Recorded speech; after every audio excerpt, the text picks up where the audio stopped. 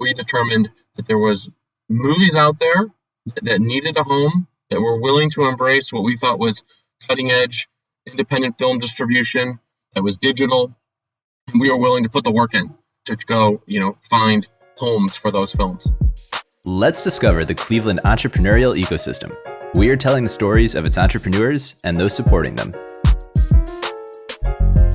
Welcome to the Lay of the Land podcast, where we are exploring what people are building in Cleveland. I am your host, Jeffrey Stern, and today I had the pleasure of speaking with Nolan Gallagher of Gravitas Ventures. Nolan is the founder and CEO of Gravitas, which he founded back in 2006. And under Nolan's leadership, Gravitas has become a global all-rights theatrical distribution company that has released more than 3,000 films on video on demand and has since been acquired by Anthem Sports Entertainment in 2021.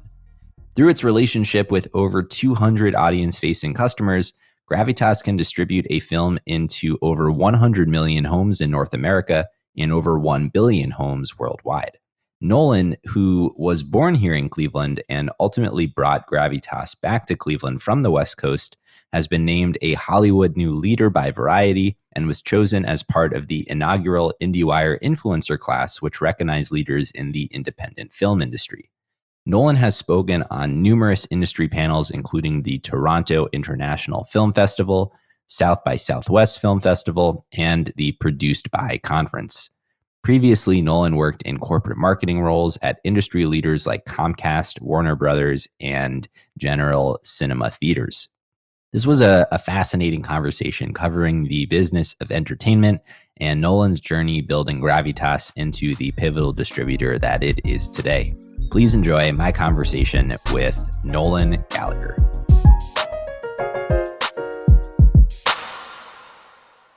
Nolan, thank you very much for coming on today.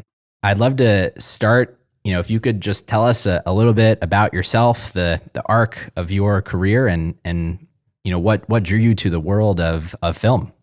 Yeah, sure, Jeffrey. It's great to be on the Lay of the Land podcast. I grew up in Cleveland on the west side in Lakewood, and I grew up a massive movie fan. I was a movie and a sports fan here in town, continued to be both. But growing up, I would fight my father for the sports page of the Cleveland Plain Dealer every single day of the week, except for Tuesdays. On Tuesdays, I always wanted the arts and entertainment section first.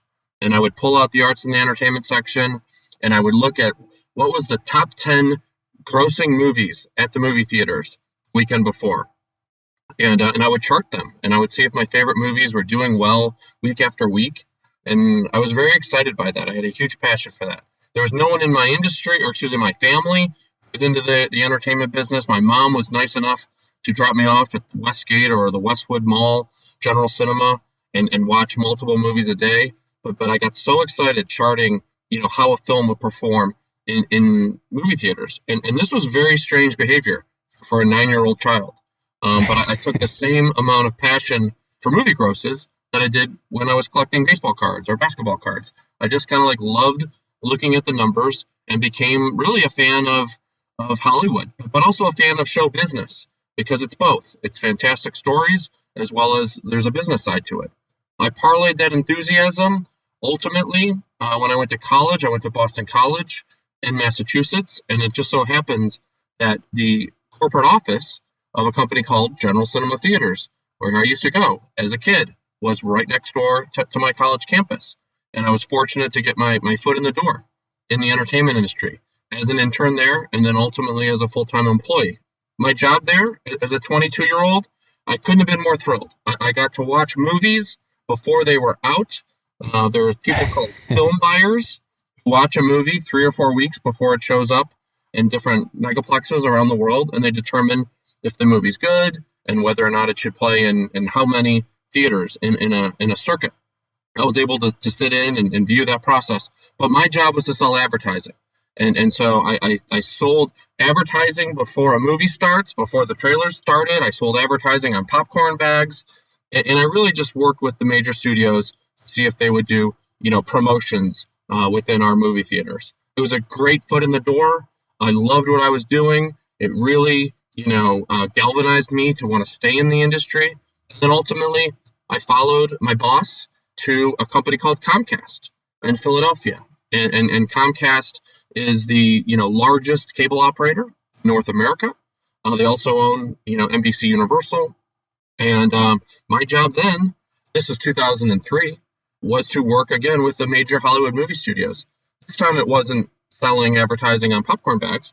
It was trying to convince them to spend studio marketing dollars to promote the service that was brand new called video on demand. And this is essentially renting a movie with a remote control for $5 at a time where everyone was still going to Blockbuster. DVDs were the thing. You were renting at Blockbuster. You were buying them on Tuesday at Walmart and Best Buy. And other than the odd person who might rent a movie in a hotel room, video on demand wasn't really a thing. Netflix was still sending movies around in red envelopes. Hulu hadn't been invented. Amazon Prime hadn't been invented. And Apple was just barely starting to sell music. And so I sat there in Philadelphia, and I thought it was really cool that you could rent 200 movies, mostly Hollywood movies, at the touch of a button with your remote control. And it was there that a light bulb, the proverbial entrepreneur's light bulb, went off. I had read somewhere that 10,000 people made movies every year, and they applied to Sundance, which is the preeminent American film festival that occurs in Utah in January. And I thought to myself, well, there's like 10,000 movies made every year. When I go on my Comcast, which is in 20 million homes, there's only like 200 movies available. What happens to all those other movies if they're not getting up on Comcast? And that's where I thought to myself, well, maybe, there's a path forward as an entrepreneur. I was just at the right place at the right time. I had access to data that showed that like people were really renting these movies. I remember watching and seeing the results of Jack Black's film, The School of Rock. And there was a lot of people who rented that movie. And I said to myself, I got to find a way to do this. And what I ended up doing is I moved to Los Angeles. Really didn't know anyone whatsoever, but I'd always wanted to live in Los Angeles. I ended up getting my MBA from the University of Southern California during the day. And sort of on the nights and on the weekends and in my free time, I launched Gravitas. I launched Gravitas same way that a lot of independent filmmakers make their movies, on maxed out credit cards, with a laptop, a cell phone. I was working from a poker table. I was not funded in any way whatsoever, but I had to use my smarts, my guile, my time, and my effort to try to get Gravitas off the ground. And what was that original vision that you had for Gravitas, right? I understand really the clairvoyance you had around what would become the proliferation of video on demand, but how do you kind of take that idea as a concept and work towards the business opportunity through Gravitas? Sure. Yeah. Like many entrepreneurs, I wrote a business plan and I'd gotten my MBA in entrepreneurship, and I'd written this 120-page business plan over the course of 6 months about how Gravitas was going to play a meaningful part in video on demand. And at the time, I thought to myself, oh, well, this is great. I'll find 8 movies a year, and it'll just be me, and I will live in sunny Manhattan Beach, California, and there'll be plenty of time to sort of pick my heels up, enjoy the surf. I just got to find 8 movies. Well, as many entrepreneurs know, oftentimes the business plan is really just the starting point, and that your businesses go off in many different directions. And I quickly realized that my dream of what I would call a lifestyle business as an individual was not practical. 3-4 years later, after launching the company in 2006, we were churning out 300 movies a year. We were looking at thousands every year, and we continue to look at probably 3,000 movies every year. But we determined that our path was to work on 300 movies a year, and there was 4 of us in the company at the time. And to put that into perspective, our competitors, might work on 30 movies a year with 90 people. But we determined that there was movies out there that needed a home, that were willing to embrace what we thought was cutting edge independent film distribution that was digital, and we were willing to put the work in to go, find homes for those films. And in those earliest days, before you get to the volume of 300, we'll get to 3,000, I think, as we make our way chronologically through the story here. But what do you look back in retrospect as Gravitas's first break? Like, how do you actually go about becoming a distributor? There was two breaks, I would say. The first break was, I was sort of out there looking for films, finished films. And I had the good fortune while I was working at Comcast and while I was at business school to develop a relationship with the largest movie studio in the world called Warner Brothers. And I had interned for them. I had continued to keep in touch with them while I was in business school. And ultimately, I pitched to them the idea, that I could start this company going out and essentially sourcing content for them. And they were nice enough to take a chance on a very underfunded or non-funded individual working from his poker table. But that was a huge break. It gave me a lot of credibility when I would go and talk to filmmakers and say, hey, the largest movie studio in the world is willing to actually read my emails and potentially, license a movie from the startup. And the first movie that we got was a documentary called The Secret. It's based on a best-selling book by an author named Rhonda Byrne, and it's about the law of attraction. And it's all about, essentially, if you think good thoughts and you have a plan, good things can happen to you. I think I probably called or emailed 9 or 10 times to eventually get a hold of someone down in sort of, New Zealand, Australia, who could talk to me about the documentary that was a companion piece to a book that had sold 30 odd million copies, had been featured twice on Oprah's Club at the time. And that was a big break. When we eventually secured certain rights to distribute the documentary, I was able to present the film to Warner Brothers. And then, they did the amazing work that the largest movie studio in the world can do as far as, sharing the film with over 100 million, homes. And that really allowed us to, capitalize Gravitas. I'd run up, 5 or 6 credit cards, and I was kind of, maxed out, if you will.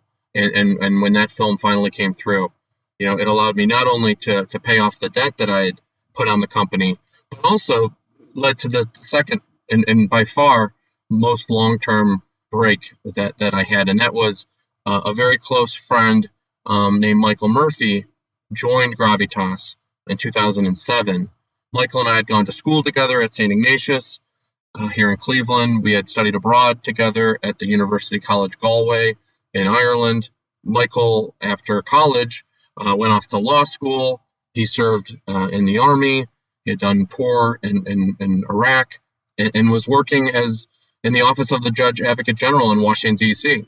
And, he was at a point in his life where he was looking at different career options.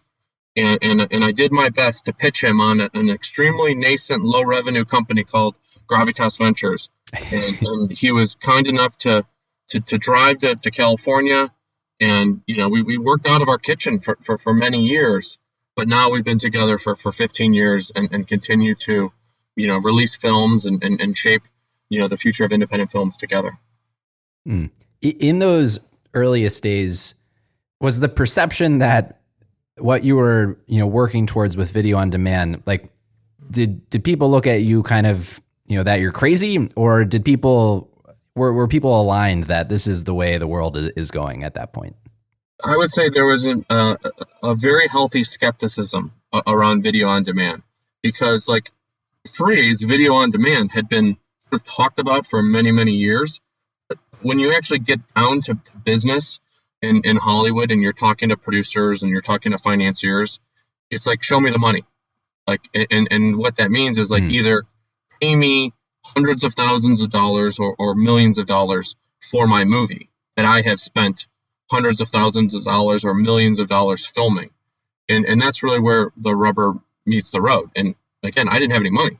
And, it took us 7 or 8 years before we actually bought a movie. And that first movie we bought was for $50,000.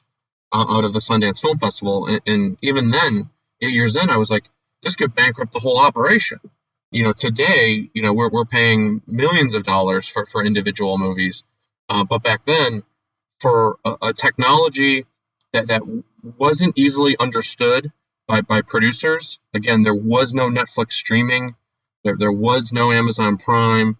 Comcast is not they are the largest cable operator, but you have to live in a Comcast market to really have the service to see how powerful it ultimately became. There was just a lot of apprehension and an unwillingness, certainly, to take a chance on a startup like Gravitas, who would only work on the film on what's called revenue share, or i.e., we get the movie for free, trust us, we'll pay you in 6 months after people have rented the movie. Thankfully, a trickle of producers sort of bought our pitch, to use Hollywood language, and then, eventually there was a snowball effect. And certainly having a movie like The Secret, where I could say, no, really, it works, trust me. And if you don't trust me, call this producer. We've sent them a sizable royalty check. That was helpful. So I know there's a particular qualifier with Gravitas that is all rights distribution. What is meant by that? It essentially means we handle everything, just like a major Hollywood movie studio, whether it's Warner Brothers or Sony or Disney, as it relates to distribution. We will take a film. Right now, the Cleveland International Film Festival is happening, and it's an amazing film festival. And they get 100,000 people to show up every single year. And so our team is there. We're covering it.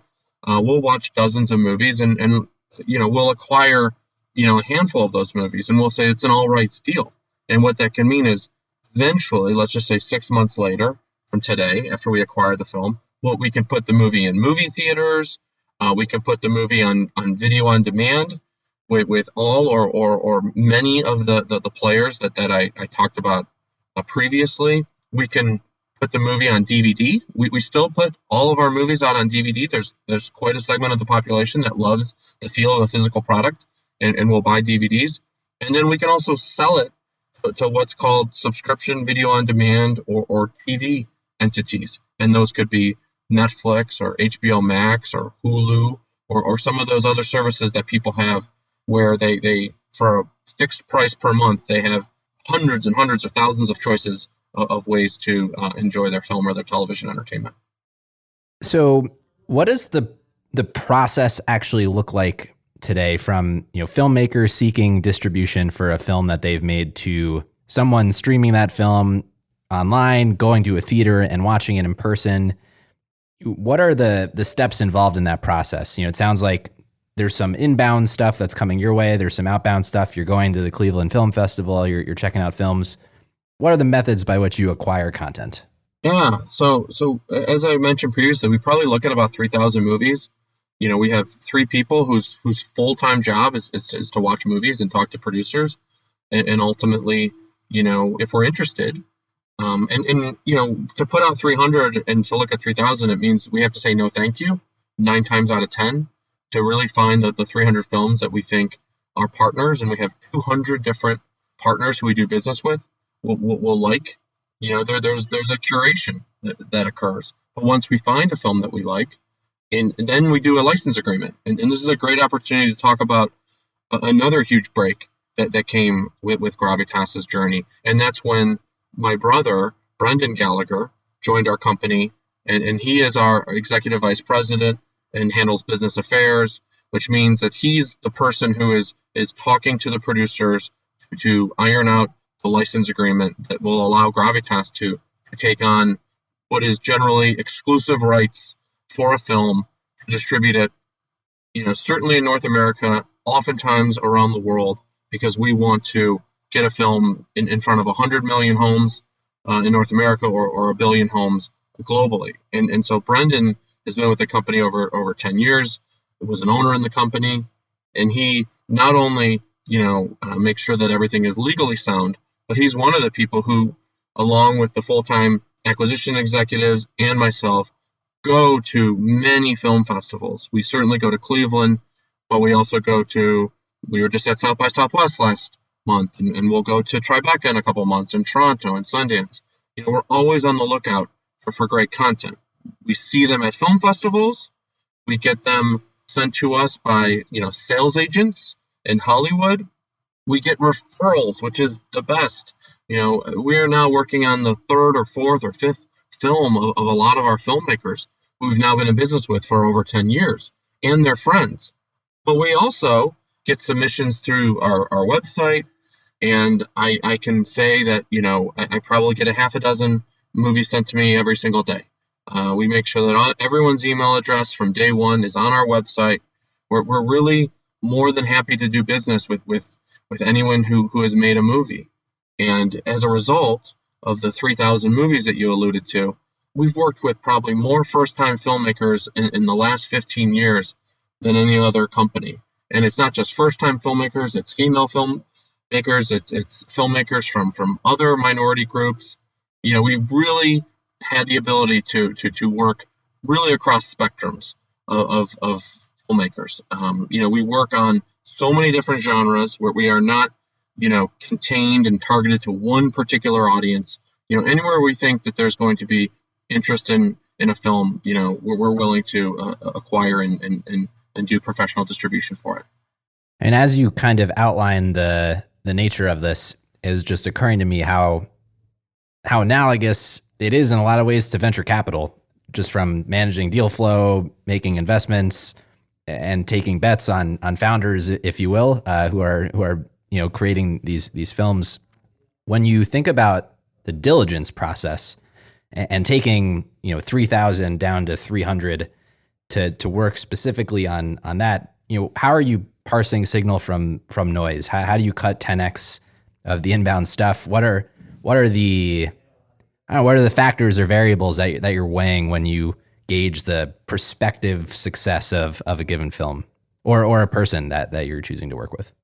Oh, I like the end of that question. So let's go back to show business. Well, there's the show part. And first off, in any sort of creative endeavor, especially in Hollywood, does it have a good story? Is there a good plot? How are the production values? Is this something that we think will have great word of mouth, once people have a chance to watch it? We don't have major Hollywood studio marketing budgets. We think we do great with the money that we do spend. But we want people to eventually talk and say, hey, take a chance on this movie. And so that's one thing. Secondly is, does it have recognizable cast? If anyone goes on our website, they can watch our sizzle reel. We've had the good fortune to work with hundreds and hundreds of talented actors and actresses and directors. And then we look at, what are the genres? What are the genres that we think people are continually interested in year after year? And we've really specialized in documentary. It's something I personally love. We probably put out over 100 documentaries a year. We also do 100 horror movies a year because we know that those people who enjoy those movies, it's not just like an activity around Halloween. They like it every single day of the year.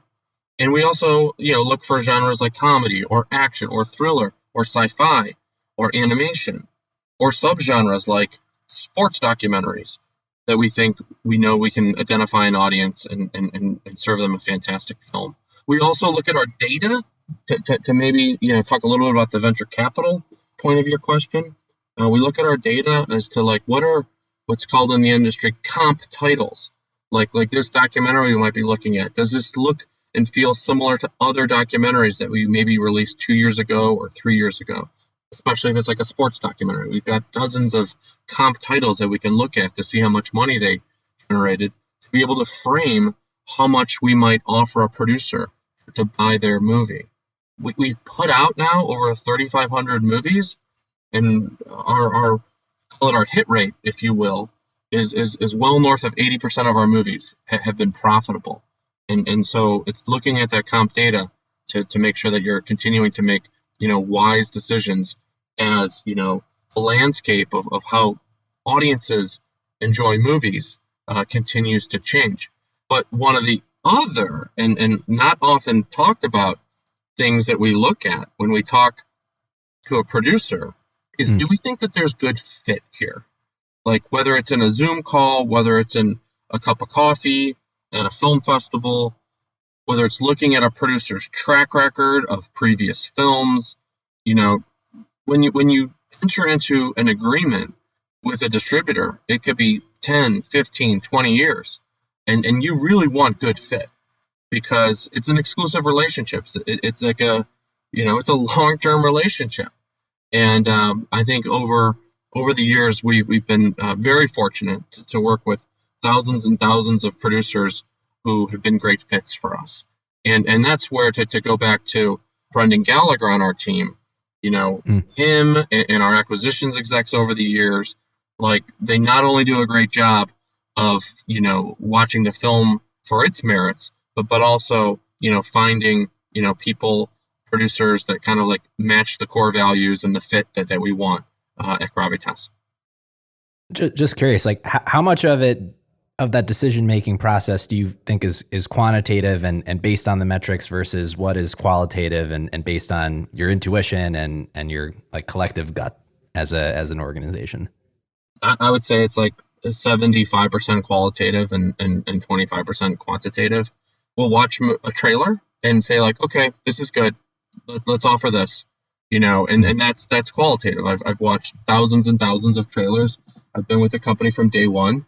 I kind of have, a good feel for comps in my head, but we're not necessarily running through a massive analysis because, if it's an inexpensive film for us to acquire, it's a relatively quick decision. Now, when we start paying millions of dollars for certain movies, we definitely look more at some of the quantitative elements of the film. We want to have multiple eyes across the organization, take a look at films, because there's other departments, whether it's the theatrical booking department, whether it's the sales department, or whether it's like the marketing PR department, that we want to make sure that they're bought in, that they think that this film will have that great word of mouth I referenced to make back our investment. So one of the things that I'm very curious about is, so ultimately you've moved out west to the land of film and movies.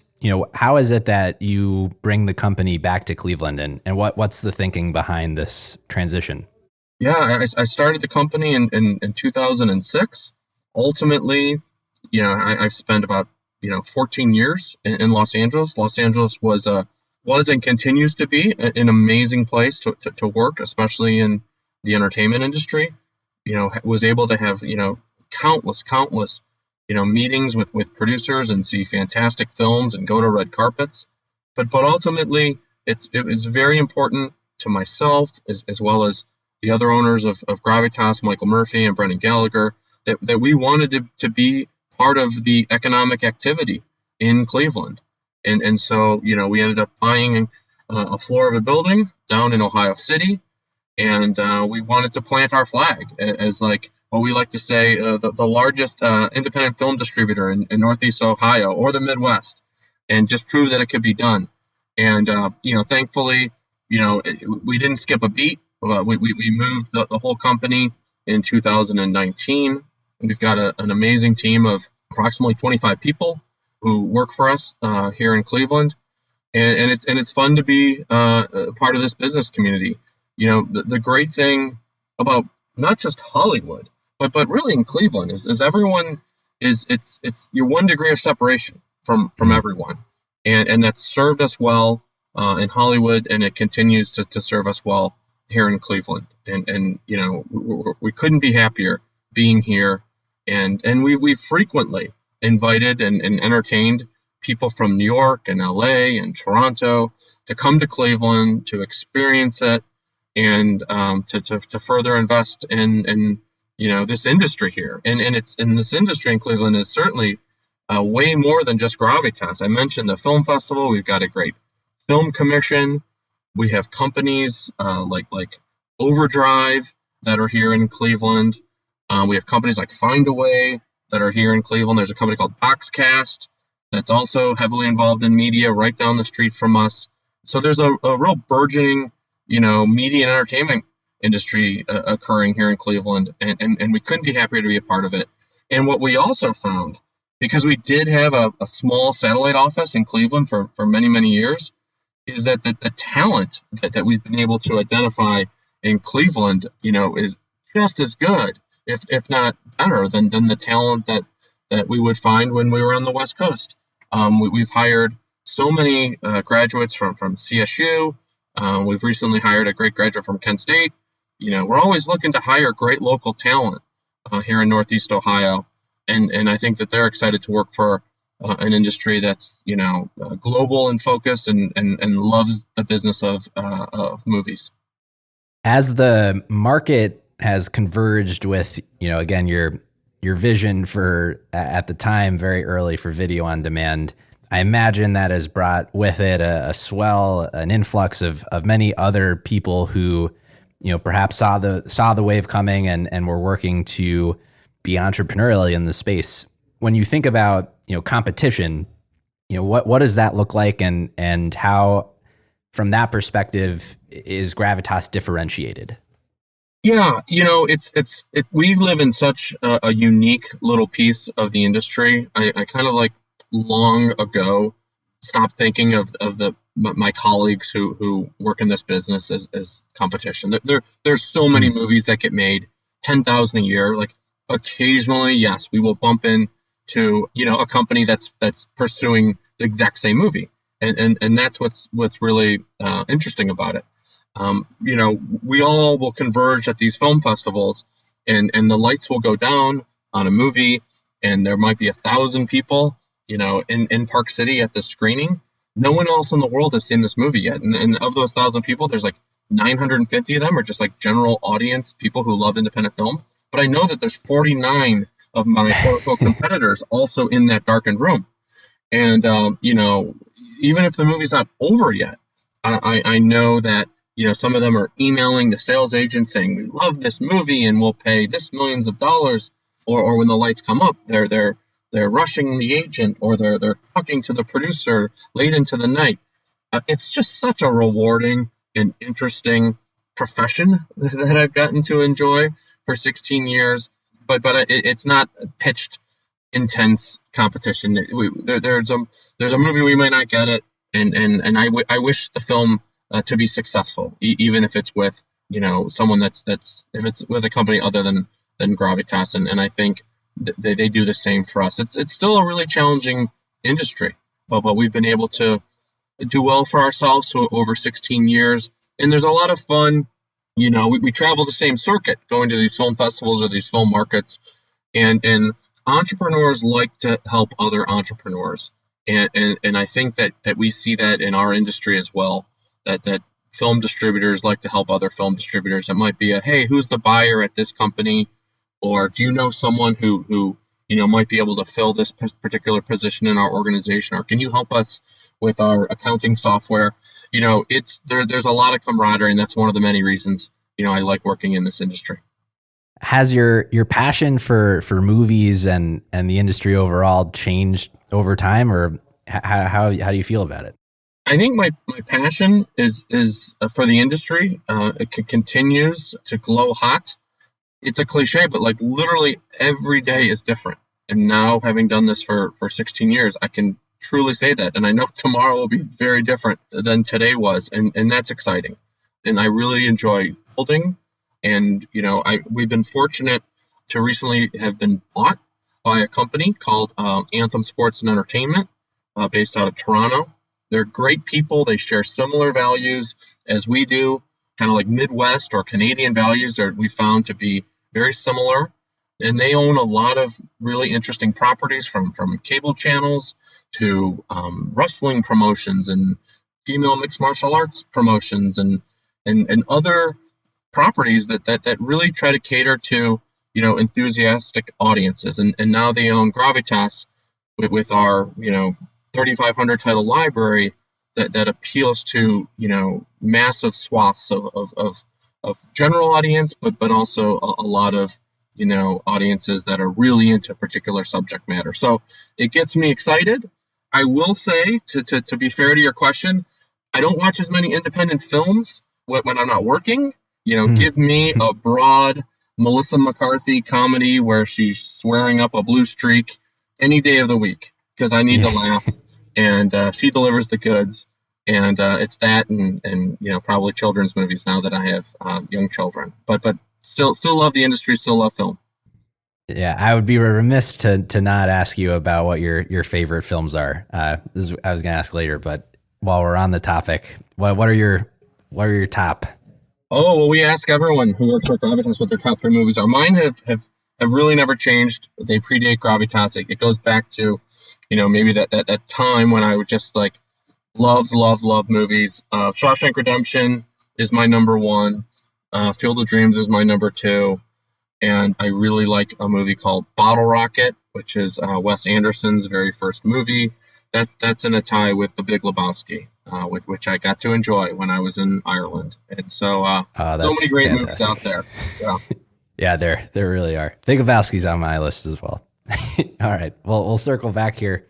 Speaking to the Anthem acquisition and just some questions broadly about that, as you think about what that allows for that you couldn't accomplish without the resources they're providing, what does it unlock? And the other question I have about that is, especially with the folks you've worked with on a repeat basis, have you ever explored, getting more upstream in the film creation process?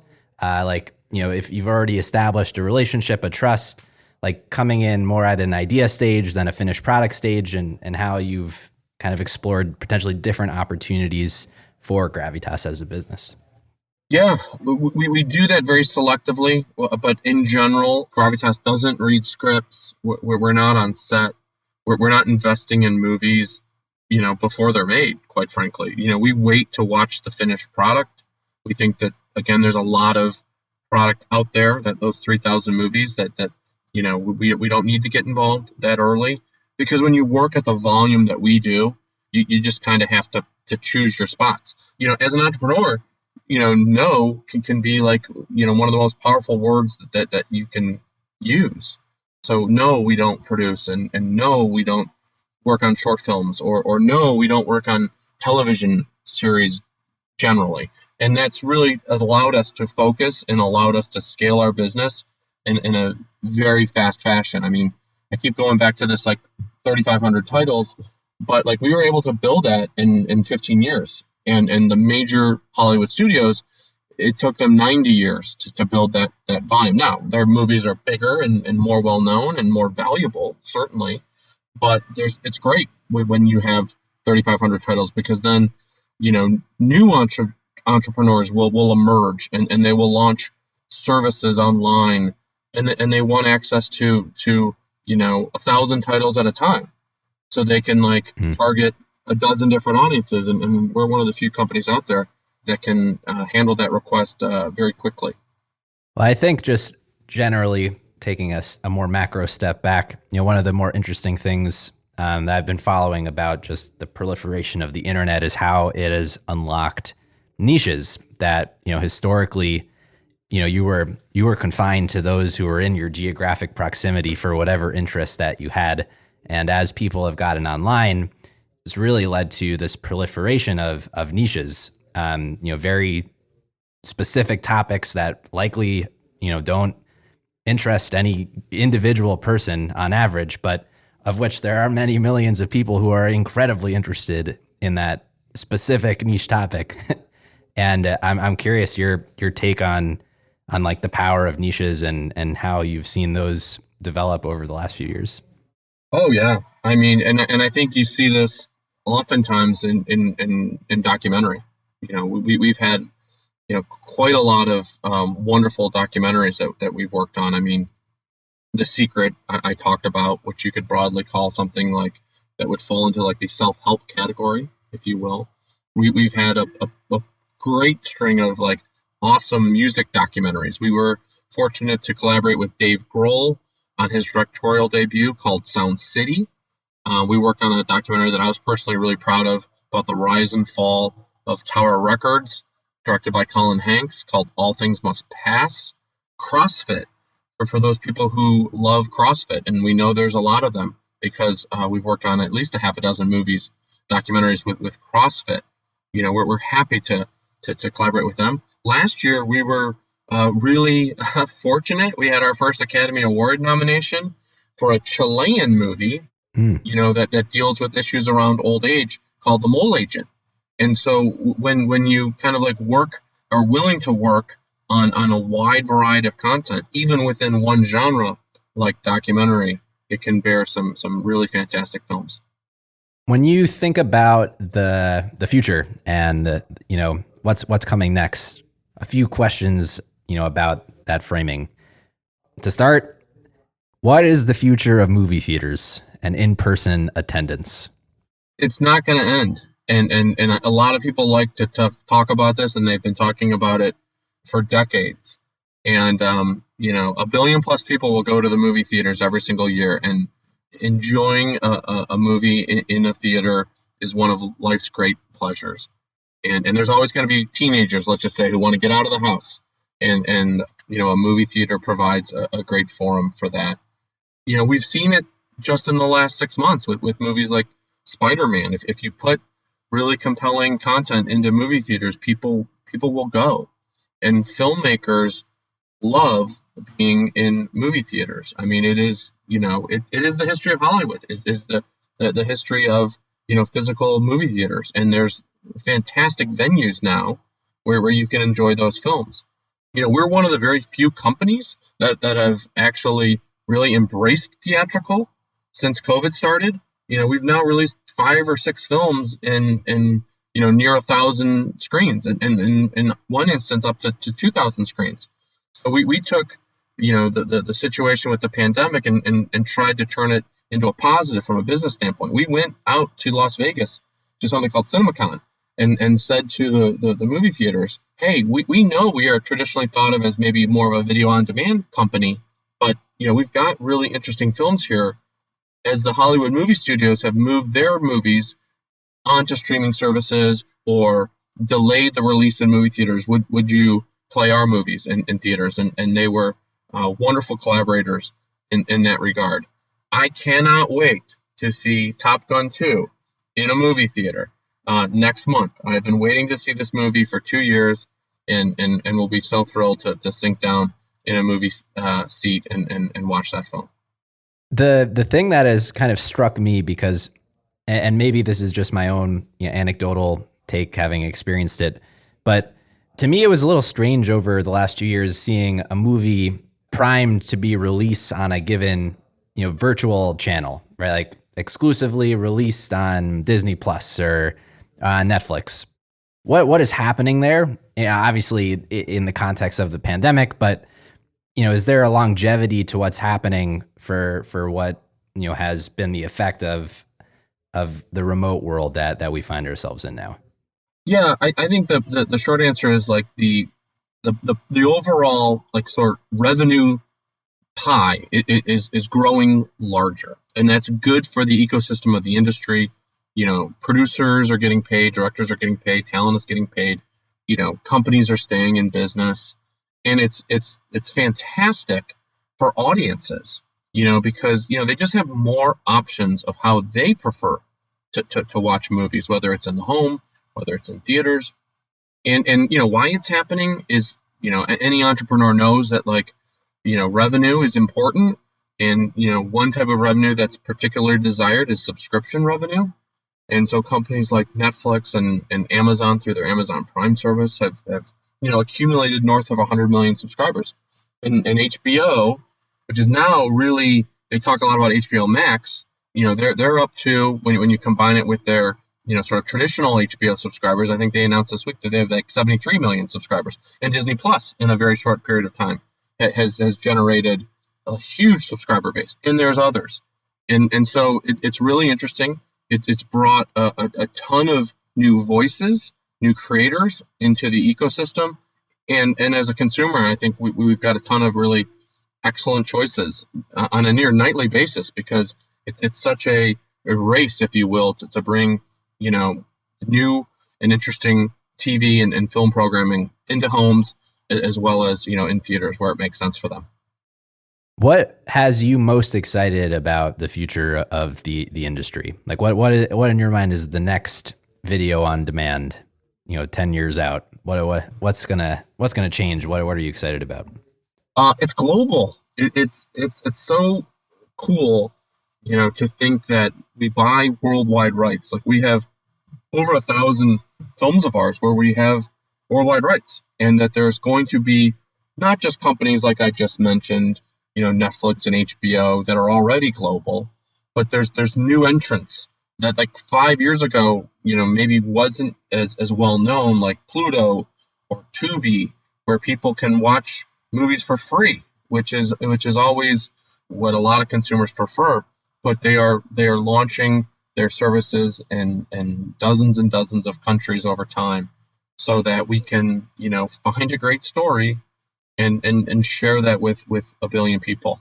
And that wasn't really the way that the industry was aligned 5 or 10 years ago. You had to go to film markets and sell it territory by territory with all of these different individual companies, and there would be all sorts of different release dates depending on the aims and objectives of those underlying distribution companies. It was just very fractured, and now to be able to go globally on day one, much easier is terrific. I mean, but we've been doing this for a long time, going globally. I mean, to go back to that film I mentioned, Dave Grohl's documentary, Sound City, like he had the vision, whatever it was, almost 10 years ago, and said, hey, I've got this great documentary.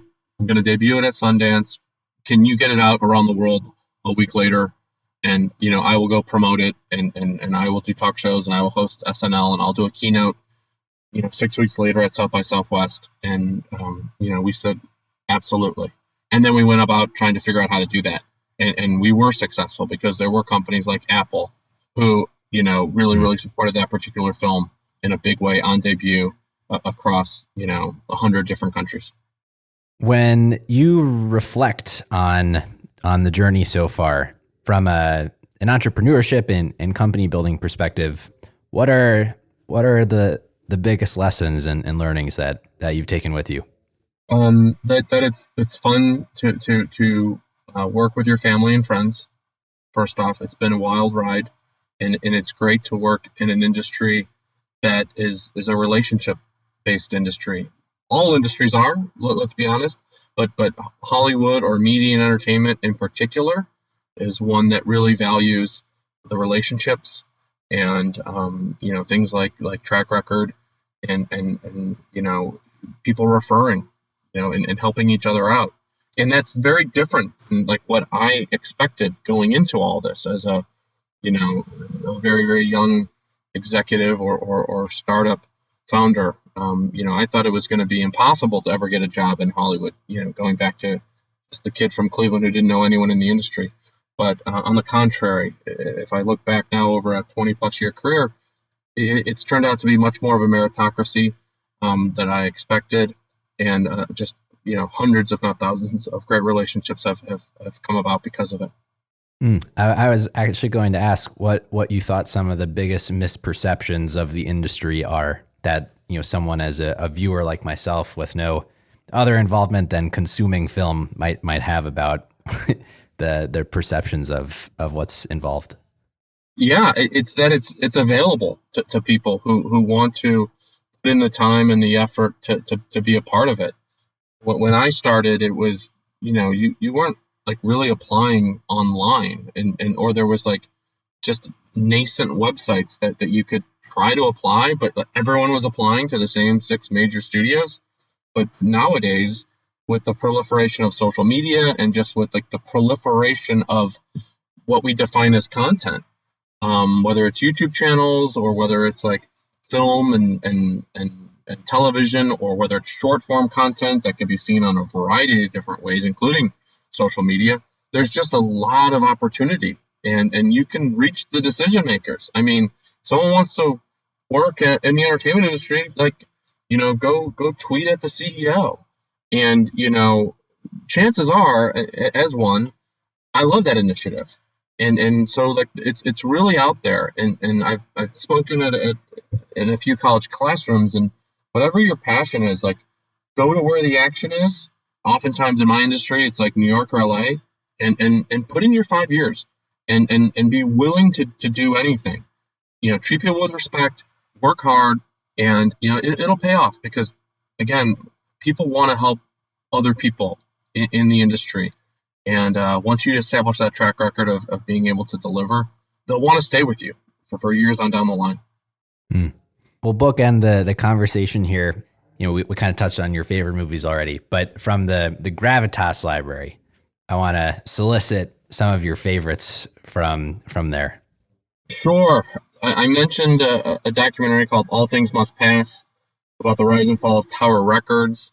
I think that that's just a really exceptionally well-made documentary, but it also covers a lot of different themes, certainly music, but also just like what it's like to run a successful business over decades. That at some point maybe it isn't as successful as like the world evolves, or in the case of that particular industry, physical records were replaced by digital singles. Fantastic movie. A movie that I'm particularly proud our company had a chance to work on. It's called Our Friend. It stars Dakota Johnson, Jason Segel, Casey Affleck. It's one that's a drama that we acquired out of the Toronto Film Festival in 2019. We released it, during COVID. It's available everywhere you watch movies, but you can find it on Amazon Prime. Just a really powerful story about friendship over time, made by a wonderful director, Gabriella Copperthwaite. And then if you want something that's more family friendly and lighthearted, to come full circle, I talked about how we worked on the documentary of The Secret, but then I think 14 years later, we got to work on the narrative version of The Secret, and it's a great film starring Katie Holmes that once again, touches on issues around family, around positive thinking, and it's one that has been the most successful film we've ever released, and you can find that anywhere you enjoy great movies. Well, a natural follow-up to that question, and our closing question for everyone on the show is for not necessarily your favorite thing in Cleveland, but for hidden gems, things that other folks may not know about, but should. Yeah, so watching movies is kind of a sit down and lean back experience, but sometimes we all have to get out and exercise and feel rejuvenated. And what I've done, especially in recent months, is play a sport called paddle tennis, and it's a lot like tennis, but a smaller court. Other people play various variations of racket sports like pickleball. But it's a great outdoor sport, and recently 4 courts were built right in downtown Cleveland. It's the Flats Platform Tennis Center. It's down by Merwin's Wharf on the Scranton Peninsula. They offer free lessons to anyone who wants to pick up the game, and it's a great social game that also allows you to kind of get your heart moving. And so I highly recommend it. And if I ever see anyone down there, and they've heard this podcast, please say hello, and it'll be great to play paddle and also talk film. It is actually a blast. I just tried it for the first time recently, and it is a lot of fun. Awesome. Well, Nolan, thank you so much for coming on and for sharing your story. It's an incredible journey, and really appreciate you taking the time. Thank you, Jeffrey. I love the Lay of the Land podcast, and I appreciate all the audience that's going to listen to this. Thank you, Nolan. If folks actually have anything that they would like to follow up with you about, film, Gravitas, otherwise, what is the best way for them to do so? Yeah, the best way to contact me, you can always email me, Nolan at Gravitas Ventures, and you can find the spelling of that on our website, or reach out to me on Twitter. I'm at Nolan Gravitas. Thank you. That's all for this week. Thank you for listening. We'd love to hear your thoughts on today's show, so if you have any feedback, please send over an email to jeffrey@layoftheland.fm or find us on Twitter at podlayoftheland or at sternhefe, JEFE. If you or someone you know would make a good guest for our show, please reach out as well and let us know. And if you enjoy the podcast, please subscribe and leave a review on iTunes or on your preferred podcast player. Your support goes a long way to help us spread the word and continue to bring the Cleveland founders and builders we love having on the show. We'll be back here next week at the same time to map more of the land. The Lay of the Land podcast was developed in collaboration with the Up Company LLC.